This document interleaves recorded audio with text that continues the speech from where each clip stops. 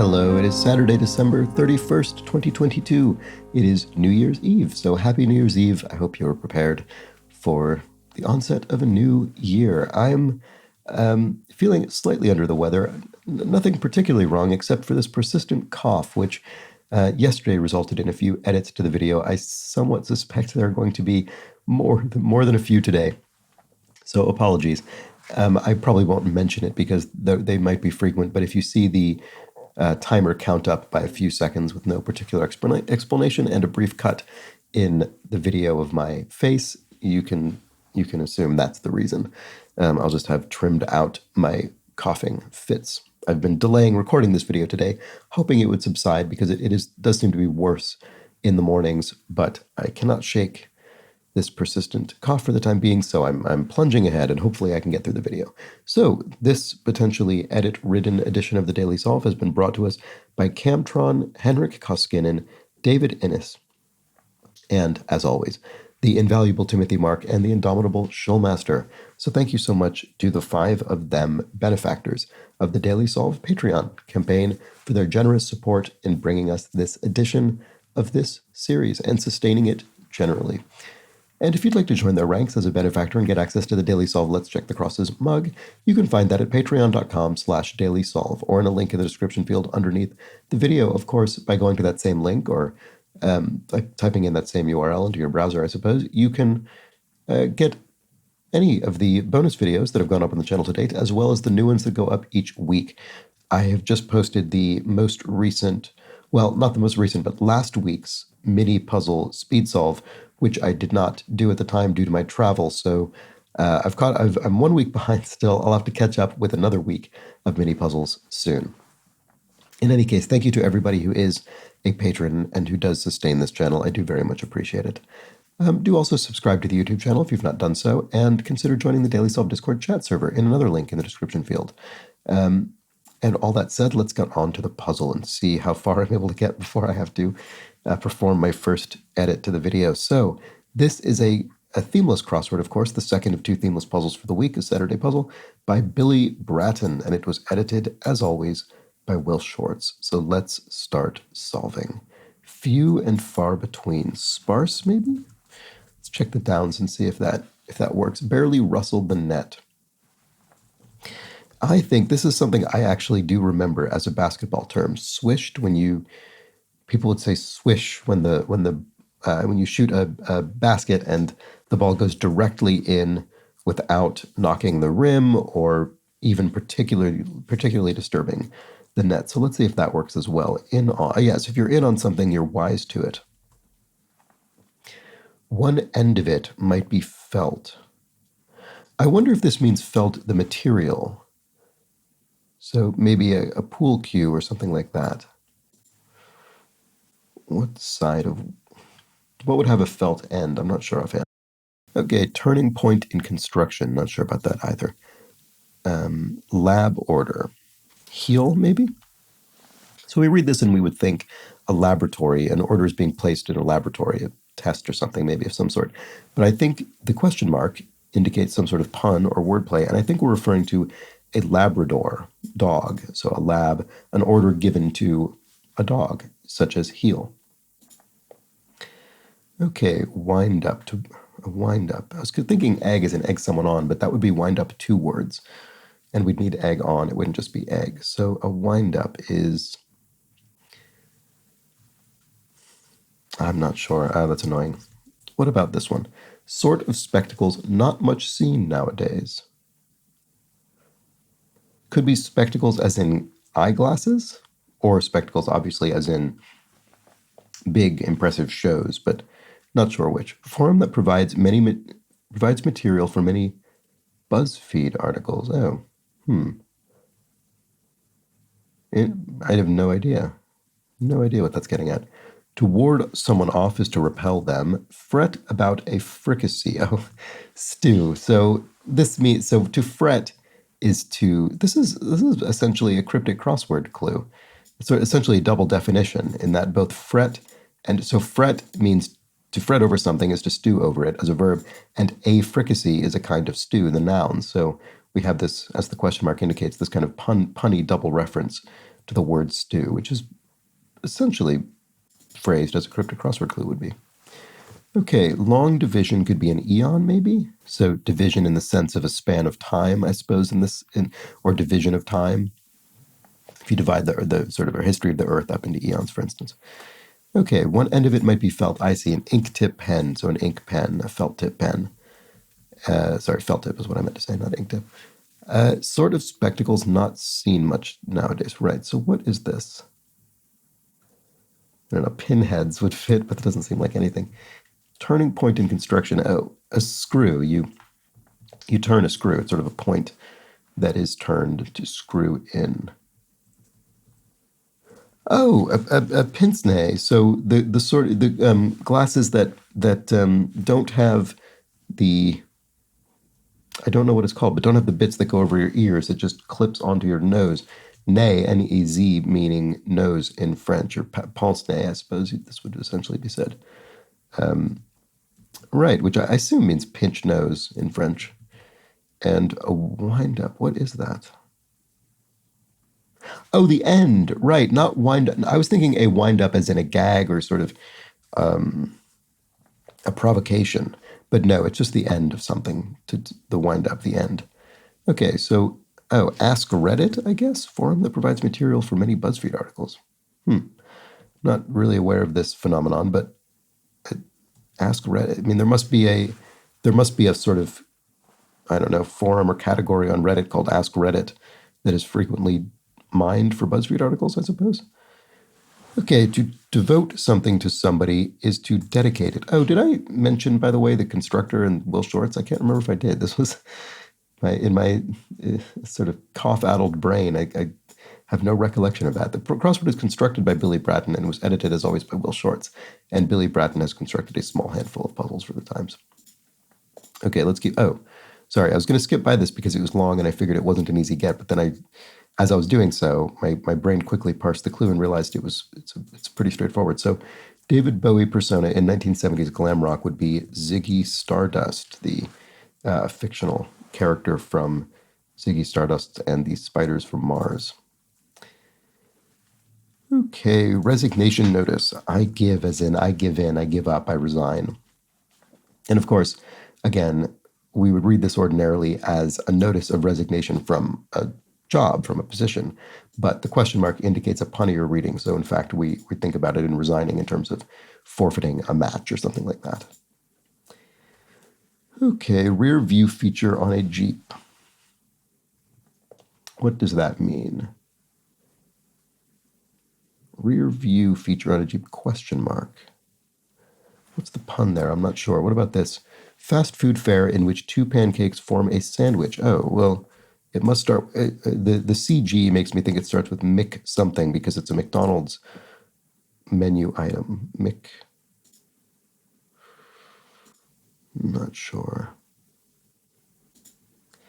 Some short media posts for short. Vids, I suppose, videos. And raggedy is frayed. So a raggedy doll, for instance, a sort of frayed doll. His initial, well, I mean, there's also the Raggedy Ann and Raggedy Andy dolls, which are their own thing, but that's probably why a doll popped into my head. In any case, his initial stands for to row. Oh, Mr. T, I suppose. I didn't know Mr. T's surname, but it must be to row. Okay, there we go. Grubby little paws are mitts. Get your mitts off me, or grubby little paws off of me. And perfectly cromulent. I think this is, so if something is perfectly cromulent is fine. This is coined by The Simpsons, I think. Perfectly cromulent is a phrase that, as far as I'm aware, first appeared in The Simpsons and I suppose has entered the lexicon. You know, I'm actually curious. I'm going to look this up in the Chambers Dictionary and see if cromulent is in it. I suspect it won't be, but I am, it's just making me wonder. Sorry, I'm just going to do this on my phone. No, it's not in Chambers, but I bet it's in a couple of American dictionaries at this point. Anyway, something is perfectly cromulent, it is fine. Not stick out like a sore thumb. To something in, to fit in. There we go. Jollity is mirth. Mirth, happiness, jollity. Bonheur. Dandy, so this could be dandy as in an adjective, or it could be a dandy as in a noun, a person. a sort of fop, but I'm not sure. YouTube influencers have big ones, big followings. Doesn't fit. Could be fan bases, I suppose. Let's see if the crosses work with that. Thinks the world. Yes, if you think the world is someone you adore them, so adores. Dandy is neat. Okay, there we go. So it's an adjective. Something winds might cause. It probably isn't wines. That wouldn't make grammatical sense. I think it is winds. Utopian is idealist, I guess. So a utopian novel could be sort of an idealist depiction of reality. Mario character with a mushroom head and pink braids. Oh, Toad. Pink braids. I don't know. Something winds might cause bad. Oh, bad hairdos. Okay, there we go. Or maybe a bad hair day. It doesn't really cause a hairdo. The hairdo would be something intentional, but a bad hair day could be caused by winds. There we go. Okay, pale ale. There we go. Type of beer. To not get involved is to sit by. And first name in cosmetics, Estee Lauder, famous cosmetician and business owner. A duct tube is a stent, maybe? Blank Solo, son of Leia, right, Ben Solo, son of Leia Organa. That was the character played by Adam Driver in the recent Star Wars films. And then heretofore, yes, as yet. So Toadette. Oh, okay, so I guess just sort of a woman version of the Toad character. I don't know that I knew that. In any case, it's clearly the answer. So let's move on. Okay, snapped out of a daydream, perhaps, is sat up.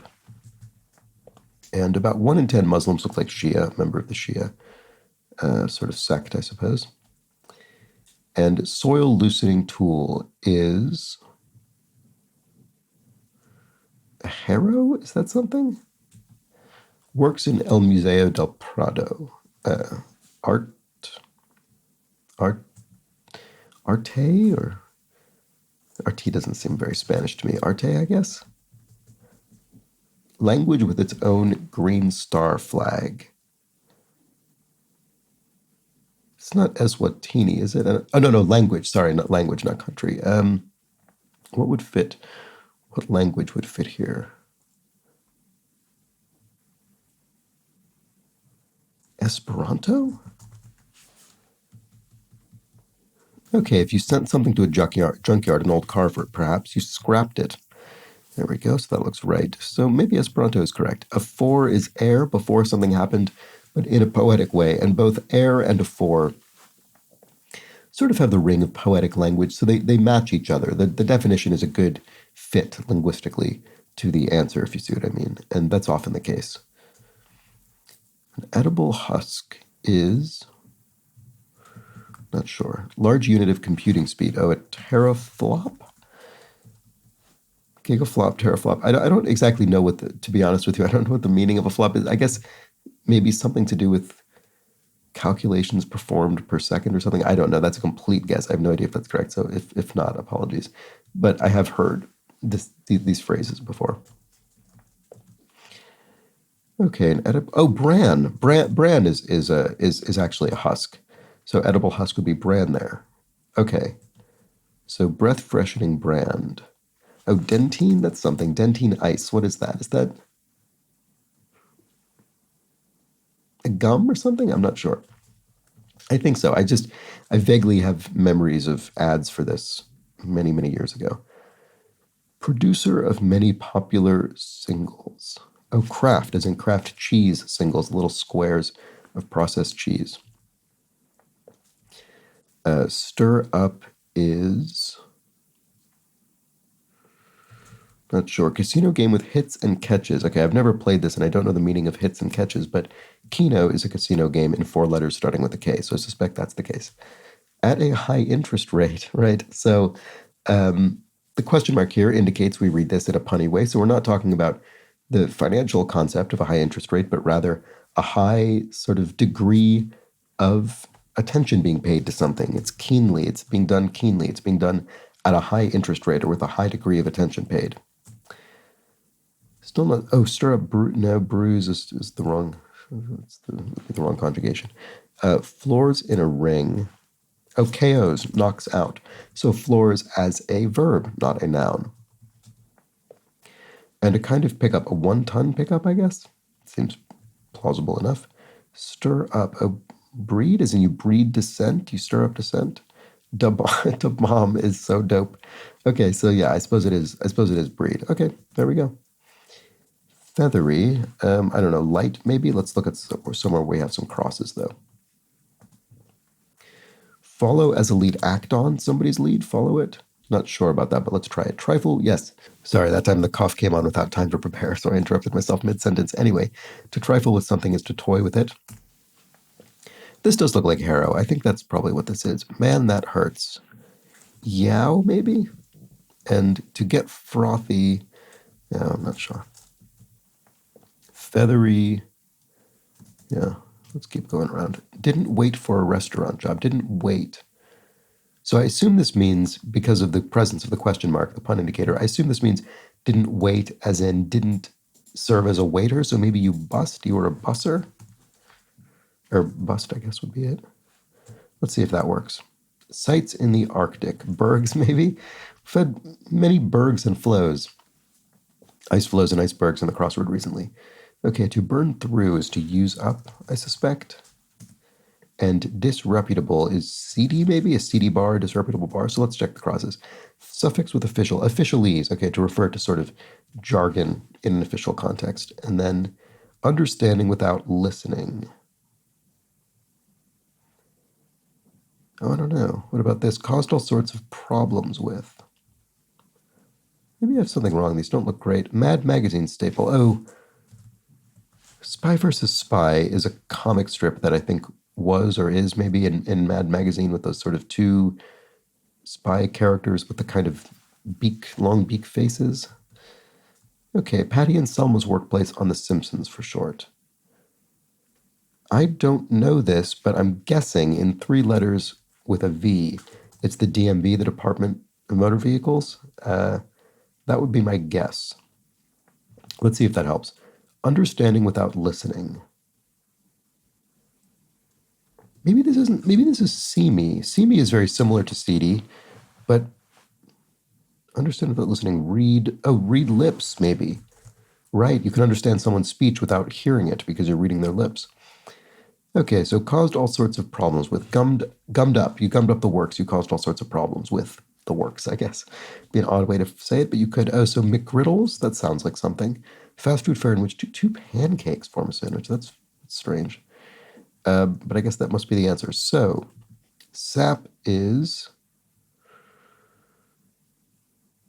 It could be a sap, as in a person, a patsy, a person who's easily taken. Could also be sap from a tree, or it could be sap a verb, as in to drain. Oh, okay, there we go. That worked. I was going to say to drain somebody's energy, to sap their energy. So I think that is, in fact, the answer. So, okay, yes, if you purge a place of something, you rid it of that thing. And to get frothy is to, I don't know. Feathery, wispy looks like. Man, that hurts. Oh, wow. Oh, to get frothy, to soap up. Right. So create a sort of lather with soap. And is that the puzzle? There we go. I have to say, I think I found this one actually maybe slightly easier than yesterday's Friday puzzle, which is good because if I'd gone on much longer, I think it would have become untenable. But there we go. There we have it. We had this nice, long Ziggy Stardust clue that I was able to write directly. And I suppose this is the kind of thing where you know it or you don't. And if you didn't know it, it would be, you'd really have to rely heavily on the crosses. But fortunately, I did. And so I would imagine that that gave me a fair amount of help along the way. And I don't think there was any particular part of the grid in which I struggled for a particularly notable period of time. So, yeah, I guess I just lucked out today. Let me know how you found this one relative to yesterday's Friday, because it just happened to strike me, and just happened to have the knowledge that made this one a bit less of a challenge. But I'm always curious to know. In any case, I'm going to go and drink a lot of water just now. I'll be back tomorrow for the Sunday puzzle, the first puzzle of the new year, I suppose. Hopefully in a slightly more steadier state. In any case, Until that point, please do have an excellent remainder of your Saturday. Take care.